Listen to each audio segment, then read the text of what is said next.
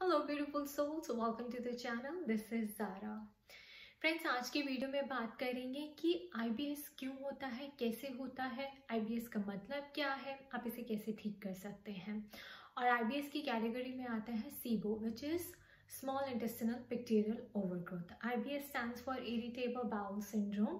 SIBO stands for Small Intestinal Bacterial Overgrowth.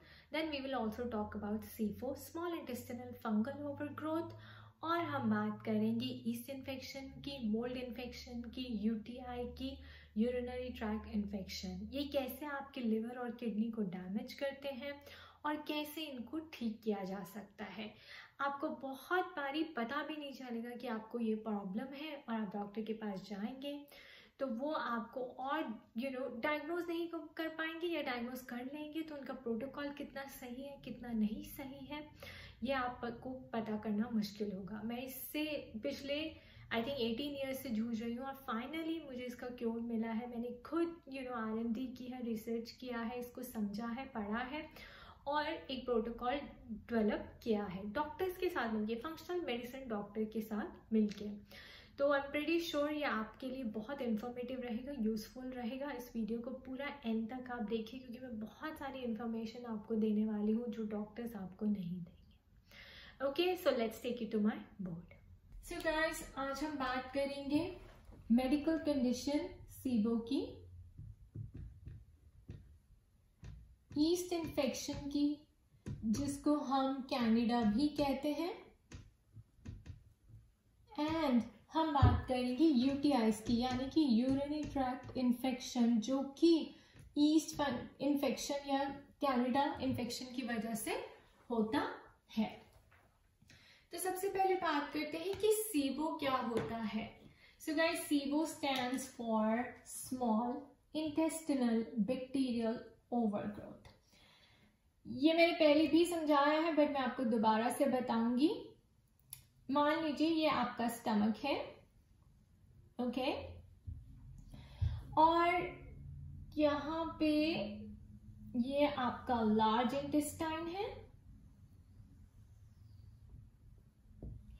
और इसके बीच में यहाँ पे आपके स्मॉल इंटेस्टाइन है, right. So this is your colon, large intestine, this is your small intestine, this is your stomach।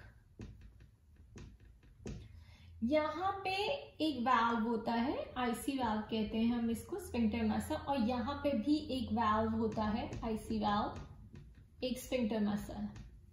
तो जब आप खाना खाते हैं, ये खाना यहाँ पर आता है, आपके स्टमक में एसिड प्रोड्यूस होता है जिसको हम कहते हैं HCl, हाइड्रोक्लोरिक एसिड, जो आपके खाने को ब्रेक डाउन करने के लिए बहुत जरूरी है। और ये एसिडिक होता है, इसका pH जो होता है वो 1 to 3 के बीच में होना चाहिए, ताकि अगर आपने कोई स्ट्रीट फूड खाया है, कोई प्रोसेस्ड फूड खाया है, कोई फ्राइड फूड खाया है और इसमें माइक्रोब्स थे तो वो यहाँ आ जाएंगे और ये एसिड उनको किल कर देगा ताकि वो आपकी आगे बॉडी में ना जाए, इनफैक्ट लार्ज कोलन से होकर निकल जाए, आपके बॉडी से एक्सक्रीट हो जाए, ओके। लेकिन SIBO में क्या होता है कि जब आप खाना खाते हैं और ये माइक्रोब्स जो हैं वो किल नहीं होते। क्यों? क्योंकि आपके स्टमक का जो एसिड का pH है वो हाई हो गया है, इट्स बिटवीन 4 to 6, तो वो डाइल्यूट हो गया है, बेसिक हो गया है, इसलिए वो इन माइक्रोब्स को मार नहीं सकता। तो अब क्या होता है, ये माइक्रोब्स जो हैं, राइट, ये आपकी गट लाइनिंग में, ये जो आपकी गट लाइनिंग है इसमें होल्स करना शुरू कर देते हैं, ओके। सो मान लेते हैं एक होल यहाँ हो गया, एक यहाँ हो गया, एक यहाँ हो गया, एक यहाँ हो गया। तो ये होल्स गाइस सिर्फ माइक्रोब्स की वजह से नहीं, बल्कि अगर आप राजमा खाते हैं, चना खाते हैं, छोला खाते हैं, दाल खाते हैं, प्रोसेस्ड फूड, फ्राइड फूड खाते हैं, ग्लूटेन खाते हैं, डेयरी खाते हैं, उस सब से आपकी जो स्टमक की ये गट लाइनिंग है वो वीक हो जाती है, पंक्चर हो जाती है। और ये माइक्रोब्स फिर जो मरे नहीं हैं, जबकि इनको यहाँ मर जाना चाहिए, वो भी आपके स्मॉल इंटेस्टाइन में यहाँ पे लीक होने लग जाते हैं। याद रखिए 5 फीट लॉन्ग होता है स्मॉल इंटेस्टाइन आपका, और अगर आपके सारे स्मॉल इंटेस्टाइन में ये माइक्रोब्स आ गए तो सोच लीजिए आपकी क्या हालत होगी। क्योंकि इन माइक्रोब्स की जो सही जगह है वो है लार्ज इंटेस्टाइन। आपके माइक्रोब्स जो हैं या प्रोबायोटिक्स जो आप खाते हैं वो यहाँ पर होने चाहिए। This is the right place, large intestine. The small intestine is the wrong place for any kind of microbes or microorganisms, be it probiotics or anything. You don't need anything in your small intestine. It should be super clean. Okay, तो अब ये microbes आ गए, puncture हो गई आपकी गट lining, और यहाँ पे जो है पार्टी शुरू हो गई। और ये क्या करते हैं, जब भी आप कोई खाना खाते हैं तो वो खाना लीक हो जाता है सीधा यहाँ पर इसके थ्रू। अनडाइजेस्टेड फूड भी लीक हो जाता है क्योंकि आपके होल्स हैं तो खाना डाइजेस्ट हुआ ही नहीं, अनडाइजेस्टेड मैटर भी यहाँ पे लीक हो गया। जैसे अनडाइजेस्टेड मैटर लीक हुआ, ये बैक्टीरिया उस खाने के ऊपर फीड करना शुरू कर देते हैं। जैसे ही उसके ऊपर फीड करना शुरू करते हैं, यानी कि फूड को, आपके अनडाइजेस्टेड फूड को फर्मेंट कर रहे हैं, fermenting undigested food, leading to what? It produces 2 types of gases, methane and hydrogen. अब कईयों में हाइड्रोजन सल्फाइड भी होती है, उसकी बात अभी नहीं करेंगे। अब ये जब आपके बॉडी में ये गैस प्रोड्यूस होने लग गई, मीथेन एंड हाइड्रोजन, तो आपको क्या सिम्टम्स होंगे? Bloating, gas, acidity, weight gain, आपका कुछ खाने का मन नहीं करेगा, आपका पानी पीने का भी मन नहीं करेगा, क्योंकि जब आप पानी पिएंगे तो आपको लगेगा कि ये गैस पानी के साथ पूरी बॉडी में ट्रैवल कर रही है। ओके, और अगर आपको लगेगा कि आपका स्टमक फूला हुआ है, उसके अंदर गैस भरी है, तो आपको जरूरी नहीं है कि आपको सिर्फ एसिडिटी की प्रॉब्लम हो। इससे एसिडिटी की प्रॉब्लम भी होती है, वो मैं बताती हूँ क्यों, बट पहले इसको देखते हैं। ब्लोटिंग होती है, आपका पेट फूला रहेगा, आपको वेट लूज करने में प्रॉब्लम होगी। आप कुछ भी खाएंगे, स्पेशली मीठा खाएंगे, स्टार्चेस खाएंगे, शुगर खाएंगे, because these bacteria feed on starches, complex carbs, fruits and fibres. सिर्फ प्रोटीन आप खा सकते हैं, अलाउड है, बाकी ये नहीं, ये नहीं, ये नहीं, ये नहीं। ओके, तो आपको bloating, gas, belching, burping, burp करने की बहुत प्रॉब्लम होगी, आपको कंसंट्रेट करने में बहुत प्रॉब्लम होगी, आपकी पुअर मेमोरी होने लग जाएगी। क्यों? क्योंकि जो न्यूट्रिशन आपको ब्रेन में जाना चाहिए, वो न्यूट्रिशन तो ये सारे बैक्टीरिया खा रहे हैं आपके फूड से लेके, तो वो न्यूट्रिशन आपकी अदर बॉडी पार्ट्स में नहीं पहुंचेगा, और इसलिए आपको chronic malabsorption of nutrients हो जाएगी। जब आपको chronic malabsorption of nutrients होने लग गया, तो इसका मतलब आपकी बॉडी को खाना नहीं मिल रहा, न्यूट्रिएंट्स नहीं मिल रहे, विटामिन्स की सप्लाई नहीं है, तो बॉडी फंक्शन कैसे करेगी? उसके नेक्स्ट सिम्टम्स स्टार्ट हो जाएंगे, which is lethargy, tiredness, fatigue, irritation, mood swings, depression, anxiety, nervousness, feeling low, all that. आपसे कुछ खाया नहीं जाएगा, आप जैसे ही कुछ खाएं तो पेट इतना फूल जाएगा, आप सोचेंगे वेट बढ़ रहा है, कपड़े बड़े करवाएंगे। ओके, तो ये सारे सिम्टम्स आपको होने लग जाएंगे। अब इसके बाद क्या होता है गाइस कि सबसे पहले ये आपके लिवर को अफेक्ट करता है।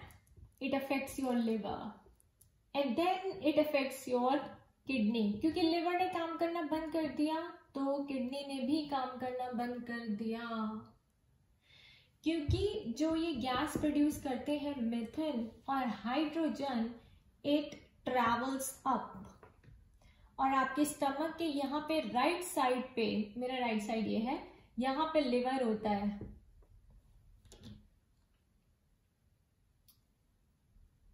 ठीक है, तो ये पूरी आपकी बॉडी में एयर एलिमेंट ऐसे गैस बन के ट्रैवल करता रहता है और लिवर को खराब करता है, किडनी को खराब करता है और आपको ये सारे सिम्टम्स देता है। ठीक है, तो सबसे पहले हमें क्या करना चाहिए गाइस? सबसे पहले we have to heal the gut lining.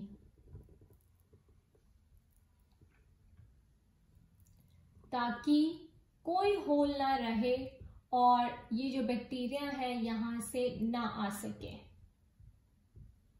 Right?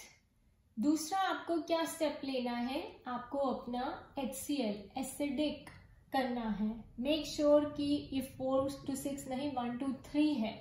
वो कैसे करेंगे मैं आपको बताऊंगी। You can take betaine hydrochloride tablets और you can take apple cider vinegar tablets. Okay, apple cider vinegar को ड्रिंक नहीं करना, वो आपके दांतों के लिए अच्छा नहीं है, आपके इसोफेगस फूड पाइप के लिए अच्छा नहीं है। तो जब आपकी एसिड स्टमक का एसिड अगर लो होता है तो उसी वजह से आपको यहाँ पे एसिडिटी होती है और वो एसिडिटी आपकी फूड पाइप में ऊपर ट्रैवल करती है और ये जो वाल्व है वो क्लोज नहीं हो पाता। जब आप खाना खाते हैं और अगर आपके स्टमक की एसिडिटी सही है तो ये वाल्व जो है वो क्लोज हो जाता है और एसिड ऊपर ट्रैवल नहीं करता, तो आप ठीक फील करते हैं। ओके, तो ये है सीबो की कंडीशन, इसीलिए हम इसको कहते हैं स्मॉल इंटेस्टिनल बैक्टीरियल। ये बैक्टीरियल है ओवरग्रोथ, क्योंकि बैक्टीरिया की सही जगह है लार्ज इंटेस्टाइन और वो आपकी लीकी गट की वजह से स्मॉल इंटेस्टाइन में लीक होकर यहाँ पे अपना घर बना रहे हैं। अब नेक्स्ट स्टेप पे चलते हैं कि ये सिम्टम्स जब क्रिएट होते हैं तो वो कैसे करते हैं और इनको निकालना इतना मुश्किल क्यों है। अगेन गाइस, ये आपका स्टमक है, ये आपका लार्ज इंटेस्टाइन है और ये आपका स्मॉल इंटेस्टाइन है which is about 5 feet long. Okay, और यहाँ पे एक स्फिंक्टर मसल है जो बंद हो जाती है और यहाँ पे भी एक वाल्व है जो आप खाना खाते हैं तो उसके बाद बंद हो जाता है। राइट? तो अब प्रॉब्लम क्या है गाइस? हमने देखा कि आपको सीबो है और सीबो में सारे बैक्टीरिया जो हैं वो लीकी गट होने की वजह से स्मॉल इंटेस्टाइन में आ गए हैं। तो अब हमें इन्हें निकालना पड़ेगा। क्यों निकालना पड़ेगा? क्योंकि small intestine is the place where nutrients are absorbed. तो मैंने कहा chronic malabsorption of nutrients होती है। क्यों? क्योंकि स्मॉल इंटेस्टाइन में ये आके बैठ गए हैं तो आपके फूड को खाते हैं तो न्यूट्रिशन भी सारा खा जाते हैं, इसलिए कोई बॉडी न्यूट्रिएंट्स एब्सॉर्ब नहीं कर पाती। ओके, इसलिए इनको यहाँ से निकालना है और हमें कहाँ पे डालना है? हेल्दी और पॉजिटिव बैक्टीरिया को यहाँ लार्ज इंटेस्टाइन में। अब इसको निकालेंगे कैसे गाइस? निकालना बहुत मुश्किल है। क्यों मुश्किल है? क्योंकि जब ये यहाँ पे रहते हैं तो ये अपने आसपास एक वॉल बना लेते हैं।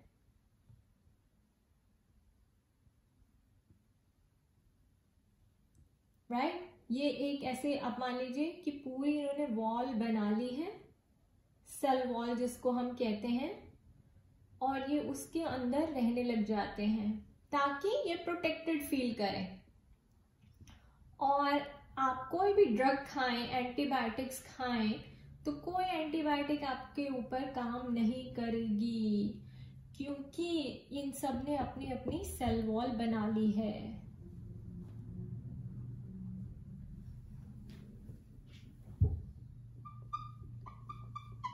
इस सेल वॉल को हम बायोफिल्म भी कहते हैं। Very important guys, sorry about my pen, but very very important. इस सेल को हम बायोफिल्म कहते हैं।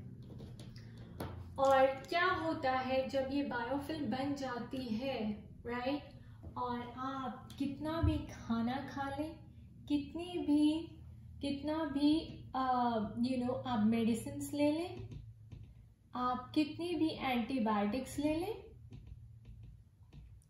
वो सब इनसे निकल जाती हैं, बाईपास हो जाती हैं, ये भी और आपकी बॉडी जो है ड्रग रेजिस्टेंट बन जाती है। ओके, सो फर्स्ट स्टेप हमें क्या करना है? We have to break the biofilm. So first step in treating SIBO is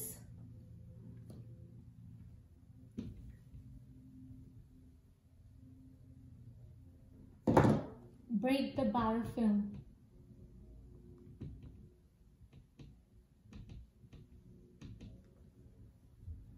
Second, detox liver.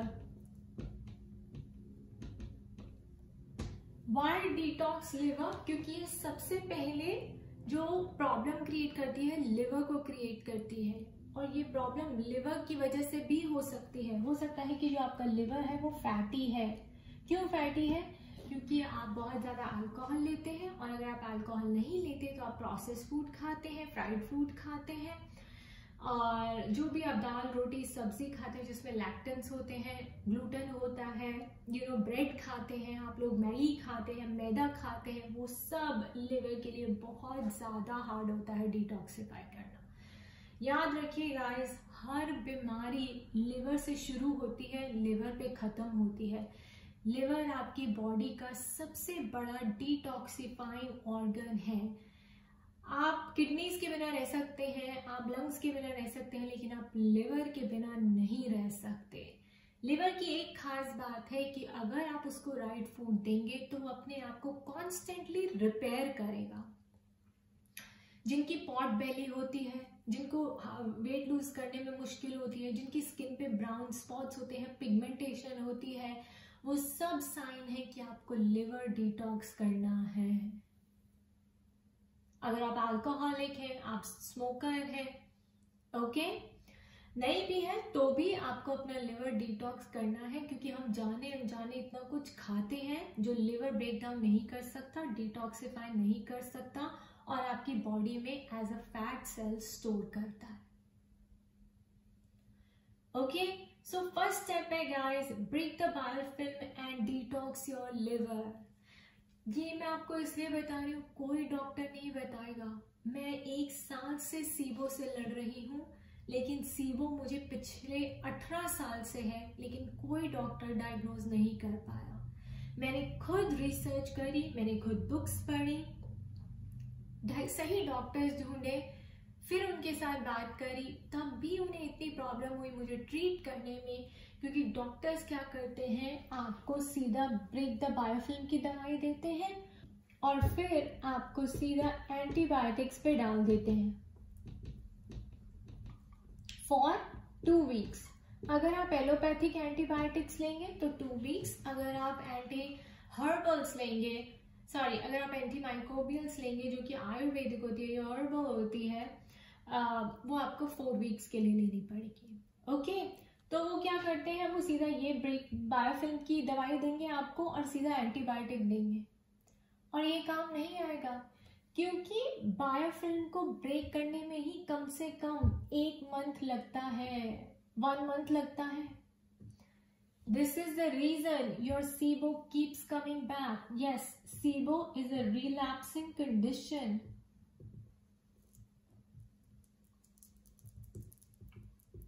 Which means it comes back.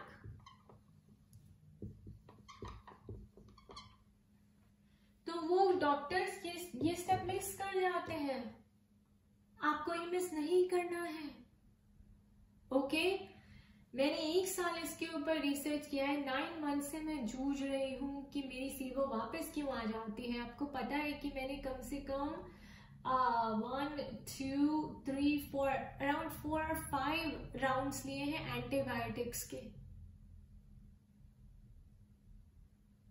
और गलती क्या हो रही थी, क्योंकि वो मेरा लिवर को डिटॉक्स नहीं कर रहे थे। तो जब वो आपको एंटीबायोटिक्स देते हैं तो याद रखिए लिवर के ऊपर बहुत लोड पड़ता है एंटीबायोटिक्स का। Antibiotics is not a good thing. Antibiotics आपकी बॉडी से गुड बैक्टीरिया भी रिमूव करती है और बैड बैक्टीरिया भी रिमूव करती है। तो कभी भी आपको एंटीबायोटिक्स अवॉइड करनी पड़े तो हमेशा करिए। Liver doesn't like it. तो मेरा लिवर ऑलरेडी इतना कंजेस्टेड था कि वो एंटीबायोटिक्स का लोड नहीं ले सकता था।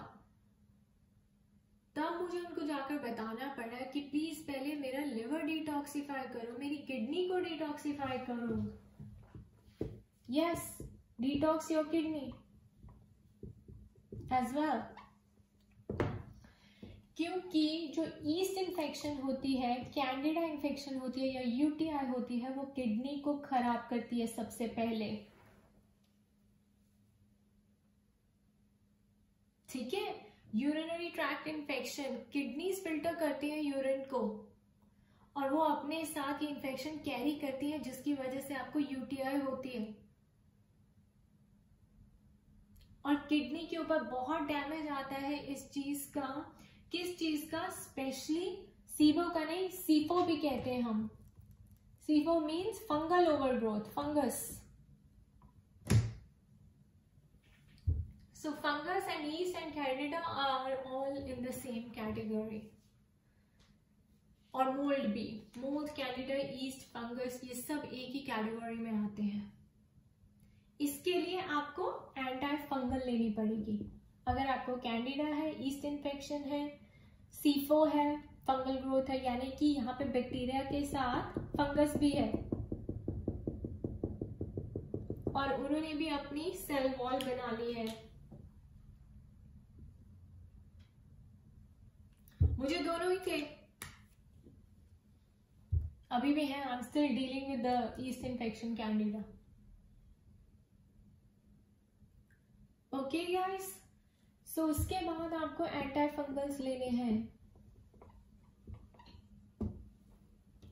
सो first detox your liver and kidney, then take the disruptor, biofilm disruptor, break the biofilm and then move to antibiotics and antifungals। तो कम से कम ये 3 महीने का प्रोग्राम है जो आपको, अगर आप अच्छे से लग के करेंगे तो ही आप इस चीज से बाहर निकल पाएंगे।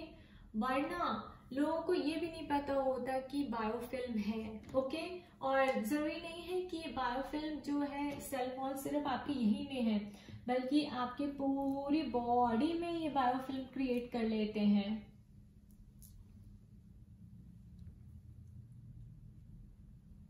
ईस्ट भी और सीबो भी, बैक्टीरिया भी। तभी आपको यूटीआई होता है। और आपने देखा होगा क्या सिम्टम्स है? X and joints, I mean x in joints, जो भी आपके हाथ में, टांगों में, गोडों में, आर्म में। कभी आपने देखा कि राइट आर्म में पेन आ रही है? वो क्यों आ रही है? लिवर से आ रही है। लिवर कंजेस्टेड है। लिवर क्यों कंजेस्टेड है? क्योंकि ये आपको सीबो और सीफो है।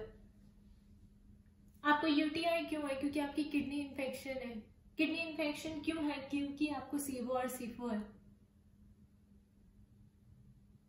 Lower back pain, mid back pain, shoulder blade, सब किडनी इन्फेक्शन है, किडनी इश्यू है।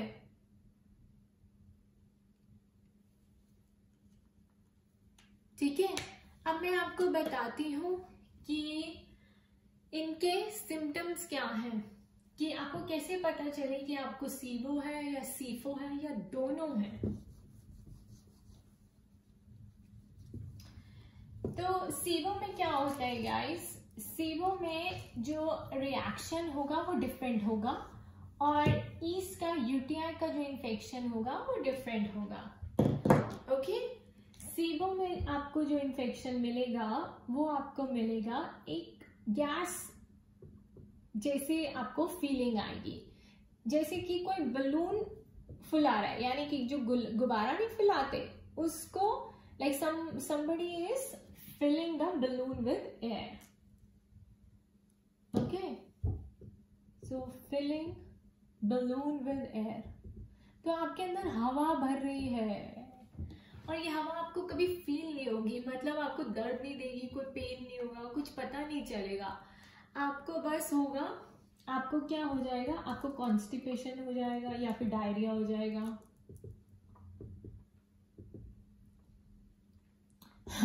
कॉन्स्टिपेशन होता है, सबसे पहले डॉक्टर आपको लैक्सेटिव देते हैं, लैक्सेटिव से और लीकी गट होगी, लीकी गट से और सीबो होगी और सीफो होगी, तो दूर रहिए, लैक्सेटिव नहीं लेनी है। ओके, आप त्रिफला ले सकते हैं, मोटेग्रिटी ले सकते हैं, क्या ले सकते हैं वो भी मैं आपको बताऊंगी कि इसको फिक्स कैसे करना है। पहले हम सिम्टम्स की बात करते हैं। आपको कॉन्स्टिपेशन होगी, आपको ब्लोटिंग होगी, गैस होगी, मैंने लिख दिया कि पेट फूल रहा है, कुछ खाने का मन नहीं कर रहा, ठीक है। आपको एसिड रिफ्लक्स होगा, हार्ट बर्न होगा क्योंकि स्टमक एसिड लो है, बर्पिंग और बेल्चिंग होगी,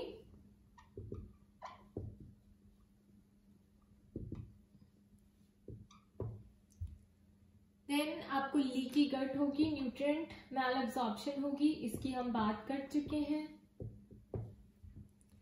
देन आपको जो आउटसाइड गट होते हैं, ये सारे इनसाइड गट हैं। आउटसाइड गट क्या होता है, आपको हाइपोथायराइड होगा,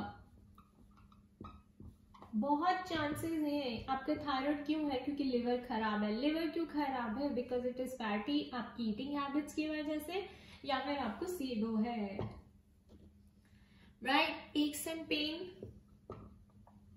जॉइंट पेन होना अर्ली एज में।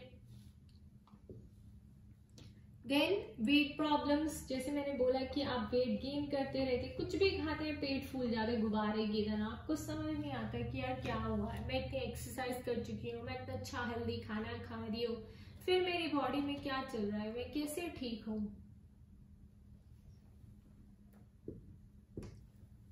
उसके बाद आपको skin issues, skin irritation, skin itchingness, आपको acne, right, tiredness and fatigue, brain dead रहता है हमेशा, कुछ करने का मन नहीं करता, लेथार्जी रहती है, मूड स्विंग्स रहते हैं,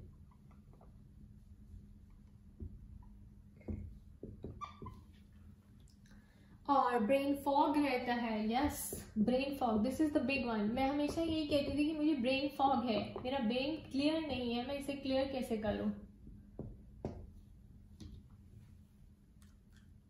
देन आपको diabetes, fatty liver and diabetes, fatty liver and gall stones, ये भी आपको हो सकता है। ओके,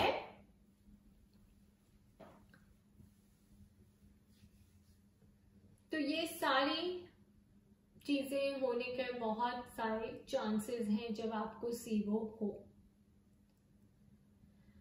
और मैं कह रही थी कि आपको पता कैसे चले कि आपको ईस्ट इन्फेक्शन भी है। आपको वैजिनल इचिंग होगी,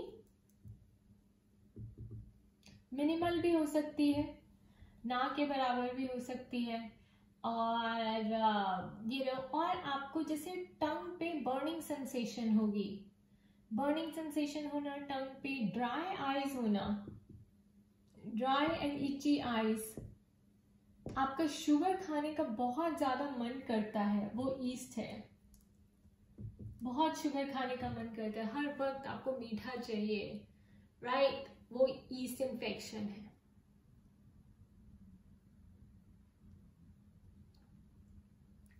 ओके, सो ऐसे पता चलेगा कि आपको सीबो भी है और सीफो भी है। और east infection guys fungal nails पे भी होती है, टोज पे भी होती है, राइट। और कैनेडा में भी आपको पता चलेगा कि आपको ये सब हो रहा है। ब्रेन फॉग सबसे बड़ा साइन है। अगर आपको ब्रेन फॉग है दैट मीन्स आपकी पूरी बॉडी जो है बायोफिल्म में कवर्ड है। ये पैथोजेंस आपके स्मॉल इंटेस्टाइन में बैठकर बायोफिल्म बना रहे हैं। ओके,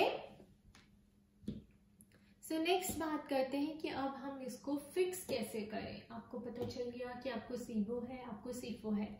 पता करने के लिए आपको टेस्ट करवाना पड़ता है। सीबो के लिए ब्रेथ टेस्ट होता है। किसी फंक्शनल मेडिसिन डॉक्टर के पास जाइए और उन्हें बोलिए कि मुझे ऐसे ऐसे सिम्टम्स हैं, प्लीज मुझे सीबो और सीफो के लिए चेक कर दीजिए। तो yeast infection, mould infection, urinary test, mould infection के लिए यूरिन टेस्ट होता है और सीबो के लिए आपके लिए ब्रेथ टेस्ट है। ओके, कैनेडा के लिए गाइस आईजीजी भी आई थिंक चेक करते हैं, आपकी एंटीबॉडीज चेक करते हैं कि बन रही है या नहीं बन रही। तो ये सब आपको देखना है और ये बहुत ही कॉमन प्रॉब्लम है गाइस। कोई डॉक्टर नहीं कर पाता इंडिया में, तो स्पेशली मैंने देखा है उनको पता भी नहीं है कि क्या है। ओके, और लोग सफर करते रहते हैं। सबसे पहली बात, लिवर को डिटॉक्सिफाई करें। कुछ भी हो, लिवर आपका ऐसा ऑर्गन है जहाँ पे वो इमोशंस को भी स्टोर करता है, एंसेस्ट्रल कार्मा को भी स्टोर करता है। तो अभी हम उसकी स्पिरिचुअल एस्पेक्ट के ऊपर भी बात करेंगे because it's very very important. We can not just treat the person physically, it needs to be treated spiritually as well. Okay, because your subconscious mind is a powerhouse of healing. आपके subconscious mind ने आपकी body बनाई है ना, तो उसके पास ही power है heal करने की, राइट। सो अब हम बात करते हैं how to fix SIBO and SIFO. Do's क्या है? सबसे पहले मैंने आपको बोला, आपको अपने डॉक्टर को बोलना है कि मुझे डिटॉक्स करना है अपना liver and kidney.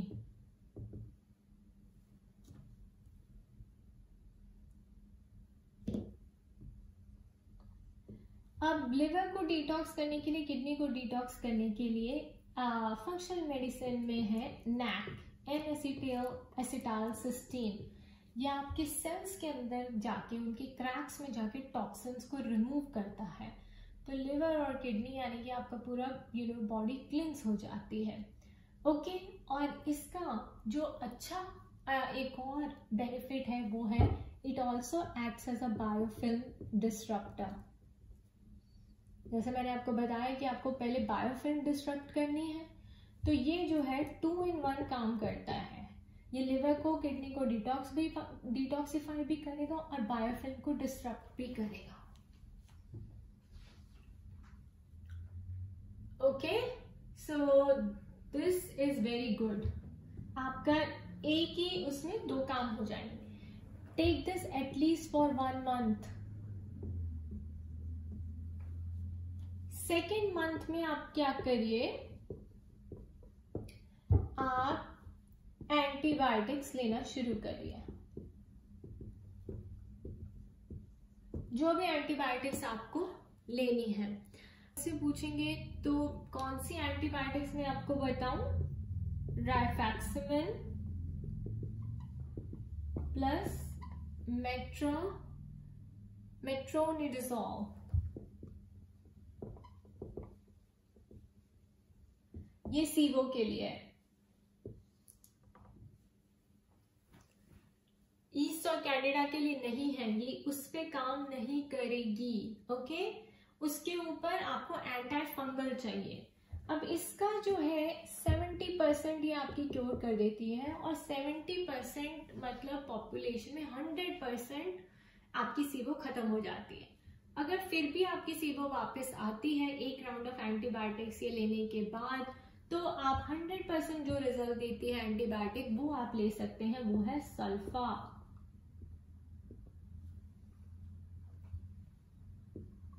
मेथॉक्सीजोल।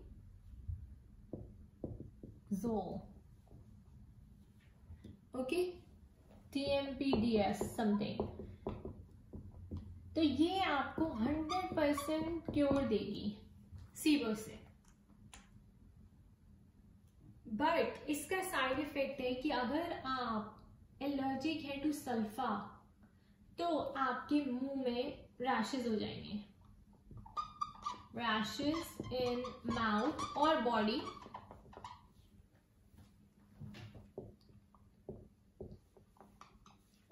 If allergic to sulfa compounds,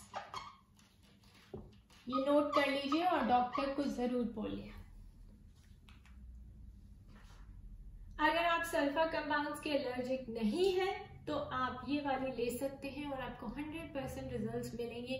आपको IBS के साथ, आपको सीबो के साथ जिंदगी बिताने की जरूरत नहीं है, आप 100% ठीक हो सकते हैं। ओके, नेक्स्ट स्टेप आपका क्या होना चाहिए? अभी हमने एंटीबायोटिक्स की बात की, अब हम एंटी फंगल्स की बात कर रहे हैं कि अगर आपको दोनों हैं तो आपको एंटी फंगल्स कौन सी लेने चाहिए? आपको एंटी फंगल लेना चाहिए डाइफ्लुकैन, या आपके डॉक्टर जो भी बोलेगा। ओके, मेरे कहने में मत जाइए, बट मैंने ये ली है तो मैं आपको बता रही हूँ। अपने डॉक्टर से पूछ के लीजिए, ये एंटीबायोटिक्स आपको ऐसे मिलेंगी भी नहीं, these are all prescribed. But मैं आपको तरीका बता रही हूँ कि ये तरीका है, और अपने डॉक्टर को बोलें कि ऐसे ही इस चीज को फॉलो करें, वरना क्या होगा, आप भी मेरी तरह पूरे साल उस सर्कल में घूमते रहेंगे और बारी बारी एंटीबायोटिक्स लेते रहेंगे और आपको कोई रिजल्ट नहीं मिलेगा। Okay, so always start with detoxifying your liver and kidney, then take the biofilm disruptor and then do the antibiotics and the antifungal. अब नेक्स्ट स्टेप जो आता है वो आता है कि आपको जब भी खाना खाएं डाइजेस्टिव एंजाइम्स जरूर लें। कोई भी डाइजेस्टिव एंजाइम आपका डॉक्टर दे वो आप अपने खाने के साथ जरूर लें, क्योंकि क्या है कि शायद आपकी गट का माइक्रोबायोम, जो गट फ्लोरा होता है, your gut is like a garden, तो उसमें बहुत सारे एंजाइम्स होते हैं, माइक्रोब्स होते हैं, वो मुझे लगता है जेपरडाइज हो गए हैं, लीकी गट के साथ निकल गए हैं, तो इतने अच्छे से वो खाना डाइजेस्ट नहीं कर पा रहे। तो उसके लिए आपको डाइजेस्टिव एंजाइम्स लेने हैं, plus ACV tablets, plus B10HCl tablets. ये सारी इंफॉर्मेशन मेरे ब्लॉग पे दी हुई है, मैं यहाँ पे वीडियो में शेयर कर रही हूँ। अगर आपसे कुछ ना पढ़ा जाए तो आप मेरे ब्लॉग पे जाके सारी इंफॉर्मेशन देख सकते हैं, मैं लिंक नीचे डिस्क्रिप्शन में शेयर करूंगी। ओके गाइस, सो ACV मतलब एप्पल साइडर विनेगर टैबलेट्स लेनी है, लिक्विड नहीं लेना।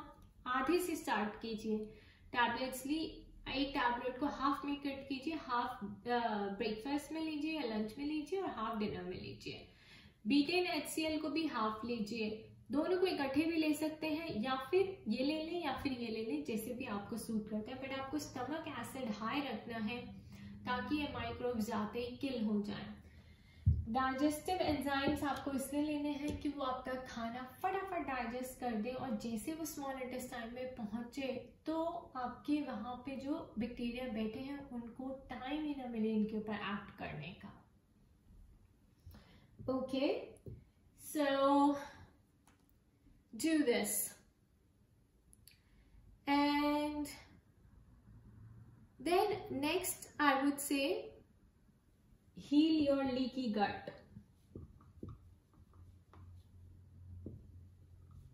Actually ये भी आपको लिवर और किडनी के साथ कर लेना है। कैसे? By taking L-glutamine powder. So process जो है, प्रोटोकॉल जो है वो सीवो के लिए और सीफो के लिए, ईस्ट इन्फेक्शन कैंकर UTI के लिए सेम है, बट फर्क इतना है कि आपको कैंडिडा या ईस्ट इन्फेक्शन के लिए आपको एंटी फंगल्स लेने हैं और सीवो के लिए आपको एंटी बैक्टीरियल यानी कि एंटीबायोटिक लेने हैं। बायोटिक बैक्टीरियल इन्फेक्शन के लिए होता है और फंगल, ईस्ट, मोल्ड, कैंडिडा और यूटीआई इन्फेक्शन के लिए होता है। ओके, तो ये आपको रोज पीना है L-glutamine powder twice a day for 3 months।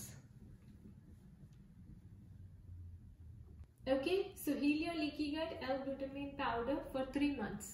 और गाइस, मैं आपसे ये भी डिस्कस करना चाहती हूँ कि नेचुरल तरीका क्या है लिवर को डिटॉक्स करने का, बट उसमें बहुत टाइम लग सकता है, इसलिए मैंने नैक आपको रेकमेंड किया है क्योंकि मैंने ये खुद लिया है। बट मैंने साथ पे ऐश का जूस भी पिया है। ओके, देन मैंने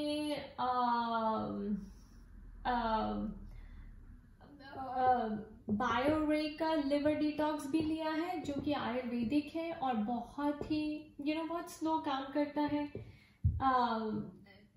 लिवर बिटर्स भी होते हैं वो जो लिवर को बहुत अच्छे लगते हैं, तो मैंने ये भी लिया है साथ में। आप फ्लैक्सीड वाटर भी ले सकते हैं। फ्लैक्सीड वाटर को यानी कि फ्लैक्सीड को पहले रोस्ट कर लें और फिर उसको ग्राइंड कर लिया और उसको वाटर में बॉईल करके वो बॉइलिंग वाटर आपने पी लिया, तो इससे भी आपकी लिवर और किडनी जो है क्लीन होंगे। जो आपकी बॉडी इंसुलिन रेजिस्टेंस हुई है वो निकल जाएगी। Okay, sounds good. तो ये भी तरीका है to detox liver and kidney. But NAC का ये फायदा है कि बायोफिल्म भी डिस्टर्ब करता है, वरना आपको अलग से एक बायोफिल्म डिस्टरप्टर लेना पड़ेगा। जो अलग से आप बायोफिल्म डिस्टरप्टर लेंगे तो उसकी क्या प्रॉपर्टीज होनी चाहिए? सेपरेट बायोफिल्म डिस्टरप्टर, ठीक है। इंटरफेस आता है, ये अमेरिका में आता है, अब इंडिया में मुझे नहीं पता।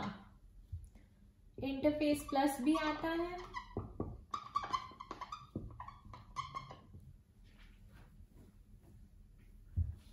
सेरापेप्टेस आता है। ये बहुत ही पोटेंट बायोफिल्म डिस्टरप्टर है, पर सबकी बॉडी ये टॉलरेट भी नहीं कर सकती, but it's very very effective. इससे आप देखेंगे कि आपके साइनस इश्यूज एकदम से गायब हो गए। यस गाइस, साइनस आपको सीबो और सीफो की वजह से भी होता है। Okay, then we have the bacterial protease.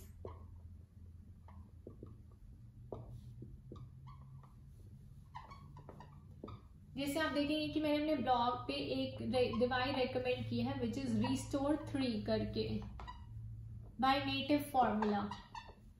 ये ब्रांड है नेटिव फॉर्मूला, ये कंपनी है जो ये दवाई बनाती है रिस्टोर 3। और जो रिस्टोर 3 है उसके इंग्रेडिएंट्स हैं प्रोटीएज, ग्लूकोमाइलेज, ये सब चाहिए आपको उनकी वॉल को ब्रेक करने के लिए। अमाइलेज, सेलुलेज,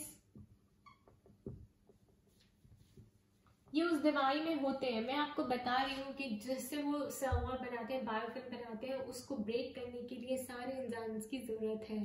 हेमीसेलुलेज एंड लाइपेज, तो मैं यहाँ लिख देती हूँ हेमीसेलुलेज एंड लाइपेज, ठीक है। तो या तो आप ये नैक ले लीजिए या फिर आप ऐसा प्रोडक्ट लीजिए जिसके अंदर ये सारे एंजाइम्स हो।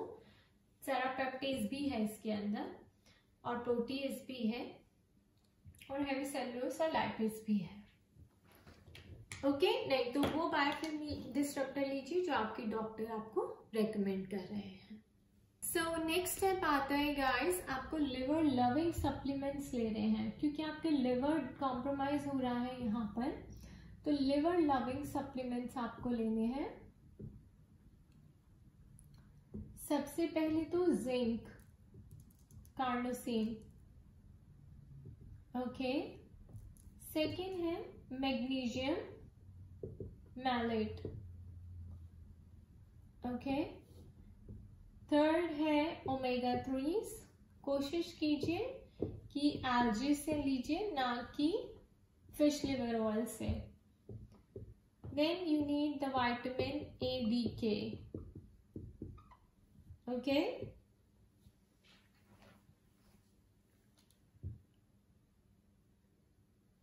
then you also need the iron। Chelate form में ले। जो फेरस सल्फेट होता है वो अच्छा नहीं होता, आपके स्टमक में बहुत हार्श होता है, तो जब भी आयरन ले कीलेट फॉर्म में ले, ये आपके स्टमक पे हार्श नहीं होता। फेरस सल्फेट ना ले, जो मल्टीविटामिन्स में यूजुअली होता है। आप एक अच्छी मल्टीविटामिन ले सकते हैं which will be food based. मैं आपको नेचुरलो रेकमेंड करूंगी या फिर Rainbow Lights by Vitamin Angels. Okay guys, इसके बाद नेक्स्ट स्टेप क्या आता है, जो कि बहुत ही इंपॉर्टेंट स्टेप है, जिसको आप बिल्कुल भी मिस नहीं कर सकते। नेक्स्ट स्टेप आता है to move your migrating motor complex, यानी कि to work on your MMC। So MMC क्या होता है गाइस, कि आपकी इंटेस्टाइन्स है ना, जो उनकी एक पेरिस्टालसिस मूवमेंट होती है, जिससे उनको मदद मिलती है, स्ट्रेंथ मिलती है to help you go to the bathroom और to clear your bowel movements. Okay, to clear your bowels. तो आपको रेगुलर बाउल मूवमेंट होना चाहिए, एटलीस्ट 1 पर डे। अगर ये नहीं होगा तो आपकी बॉडी में जो आप एंटीबायोटिक्स ले रहे हैं और बैक्टीरिया को वो किल कर रहा है, तो वो बैक्टीरिया अगर बाहर नहीं निकलेंगे तो वो एंडोटॉक्सिन्स के रूप में आपकी बॉडी में रीसर्कुलेट करते रहेंगे और आपके ब्रेन की नर्व्स को डैमेज करते रहेंगे।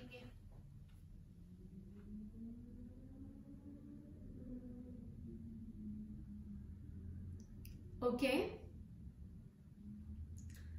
सो आपकी ब्रेन की सेल्स को डैमेज करते रहेंगे एंड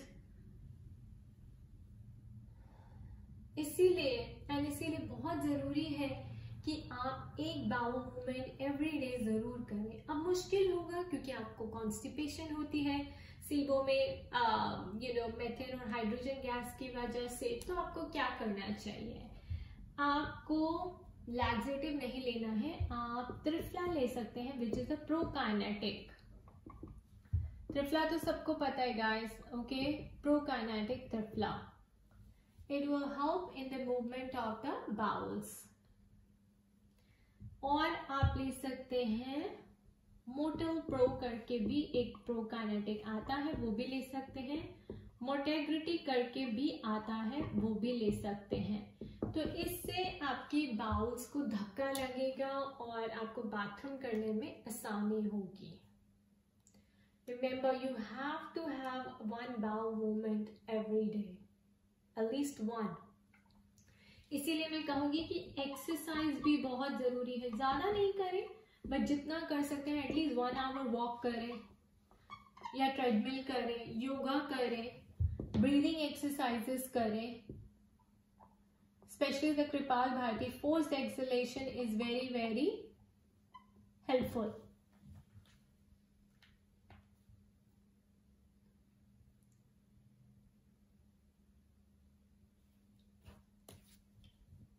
ओके, और नेक्स्ट और लास्ट इंपॉर्टेंट चीज क्या आती है उस पर बात करते हैं। जब आपने अपनी गट को हील कर लिया, फिर आपने लिवर डिटॉक्स कर लिया, आपने बायोफिल्म डिस्ट्रप्ट कर ली, अब बैक्टीरिया ओपन हो जाएंगे और आपको और रिएक्शन देंगे, तो सिम्टम्स इंक्रीज हो जाएंगे। इसका मतलब ये नहीं है आप कुछ गलत कर रहे हैं, इसका मतलब ये है कि आप बिल्कुल सही कर रहे हैं, क्योंकि वो बैक्टीरिया छुपे हुए थे, वो ईस्ट छुपी हुई थी और अब वो बाहर आ गए हैं ओपन में आपके साथ खेलने के लिए। तो आप उसे एंटीबायोटिक्स देकर मार दें। जब मार दें तो उसको बाहर कैसे निकालेंगे हम? वी यूज अ बाइंडर, और बाइंडर हम यूज करते हैं activated charcoal,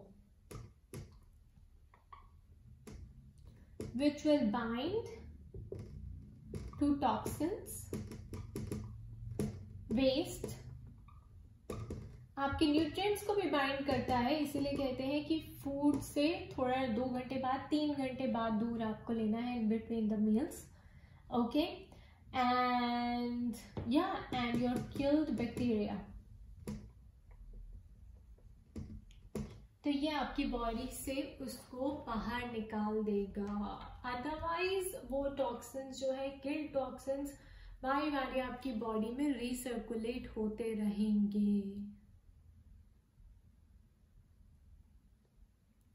okay, last but not the least, कई डॉक्टर्स आपको बोलेंगे कि आप एंटीबायोटिक्स ले रहे हैं तो उसके बाद आपको प्रोबायोटिक्स भी लेना चाहिए, क्योंकि एंटीबायोटिक्स आपकी सारे गुड और बैड बैक्टीरिया को निकाल देता है।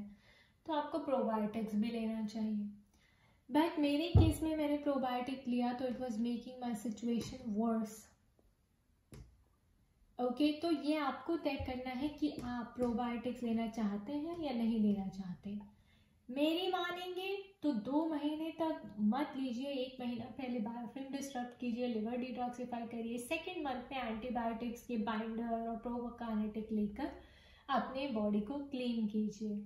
उसके बाद प्रोबायोटिक्स डालिए 3rd मंथ में। 1st और 2nd मंथ में आप कुछ भी ऐड मत करिए, क्योंकि प्रोबायोटिक्स से क्या होता है गाइस, हमें नहीं पता कि हमारी बॉडी को कौन से स्ट्रेन्स चाहिए, और डॉक्टर्स कुछ भी स्ट्रेन्स दे देते हैं। हो सकता है कि फिर से आपकी स्मॉल इंटेस्टाइन में ऐड हो जाए और आपकी सीबो को वर्स करे। ऐसी बहुत सारी कंप्लेंट्स आई हैं, मैंने पढ़ी हैं, और लोग कहते हैं कि प्रोबायोटिक्स मत लो।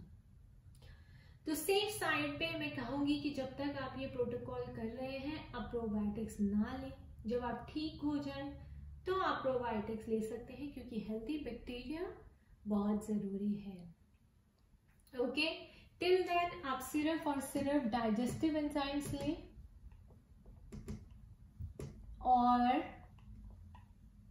ACV लें और बीटेन HCl लें, जो मैंने आपको पहले भी बताया है। क्योंकि जो आपका अपर ट्रैक है ना, जहाँ पे खाना डाइजेस्ट होता है स्टमक में, वहां पे सिर्फ डाइजेस्टिव एंजाइम्स चाहिए होते हैं और ACV या HCl चाहिए होता है।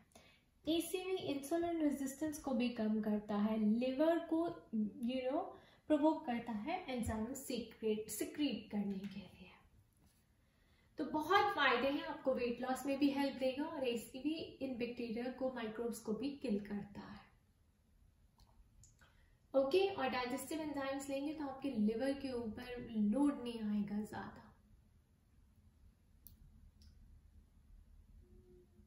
Got it? So this is the thing, guys, and yeah, that's about it, I guess. Okay, so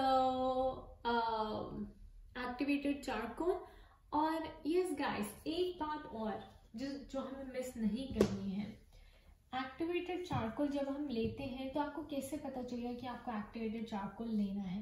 क्योंकि ऐसा नहीं है कि आपको रोज लेना है, महीने 2 महीने के लिए नहीं। कई जो बायोफिल्म डिस्ट्रप्टर्स होते हैं, जैसे NAC है, NAC है, एक KL सपोर्ट है। सो ये NAC है गाइस, ओके, N-एसिटाइलसिस्टीन। एक है KL support, drainage and immune support. K stands for kidney, L stands for liver.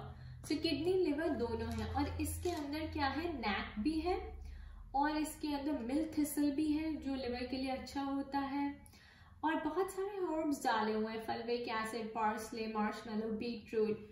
तो बहुत ही नेचुरल है by CellCore, and this is by integrated. अगर आप सेलकोर से केयर सपोर्ट ले सकें तो ये जरूर यूज कीजिए over this, and you will see the difference immediately. इसकी खास बात ये है कि एक तो ये नेचुरल है, इफेक्टिव है, और दूसरा इसके अंदर उन्होंने बाइंडर्स ऑलरेडी डाले हुए हैं, तो आपको बाइंडर लेने की जरूरत नहीं पड़ती, क्योंकि एक्टिवेटेड चारकोल आपको 7 डेज से ज्यादा नहीं लेना है एक बारी में। ओके, आपको बाइंडर्स कब लेने हैं? जब आपको बर्निंग सेंसेशन हो, यानी कि मान लीजिए आपने एंटीबायोटिक्स ली, उन्होंने आपके स्टमक में जाके बैक्टीरिया को किल कर दिया, तो आपको एक बर्निंग सेंसेशन होगी, उसको हम कहते हैं डाई ऑफ सिम्टम। आपको लगेगा कि शायद सिम्टम बढ़ गया है, सिम्टम बढ़ा नहीं है, उल्टा जो बर्निंग सेंसेशन हो रही है, क्योंकि वो मर गए हैं और वो मरने के बाद ऐसी गैस प्रोड्यूस करते हैं जिससे बर्निंग सेंसेशन होती है। तो अगर आप एकदम से एक्टिवेटेड चारकोल ले लेंगे तो ये उसको बाइंड करेगा और आपकी जो बर्निंग सेंसेशन है वो खत्म हो जाएगी। ओके, तो कई बार लोगों को पता नहीं चलता कि वो डाई ऑफ सिम्टम्स हैं। So that's the thing. Alright guys, और guys एक अच्छा बाइंडर है EDTA। तो आप देखेंगे कि कई बारी वो बायोफिल्म डिस्ट्रप्टर में डाला होता है, जैसे इंटरफेस प्लस है, इंटरफेस है, उसमें EDTA डाला हुआ है, रिस्टोर 3 है EDTA, ये भी बाइंडर की तरह एक्ट करता है। This is also very good binder, right, which binds to toxins, waste nutrients and kill bacteria and removes it from your body. तो guys इसमें से आपको एक भी स्टेप मिस नहीं करना है। अगर एक भी स्टेप आपने मिस किया तो आपकी सीबो वापस आती रहेगी। और last but not the least, आपको क्या करना है?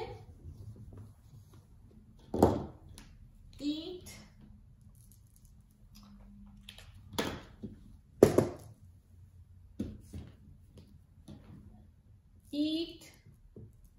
low FODMAP food, no sugar, no gluten, no dairy, no soy products। Tofu आप खा सकते हैं अगर आप वेजिटेरियन है तो, edamame tofu once in a while मैं कहूंगी कि आप खा लीजिए, बिकॉज और क्या खाएंगे, बहुत रिस्ट्रिक्टिव हो जाता है। But no starches, no complex carbs, no grains, no fibre इधर। सैलेड तो बिल्कुल खाने की सोचिएगा भी मत।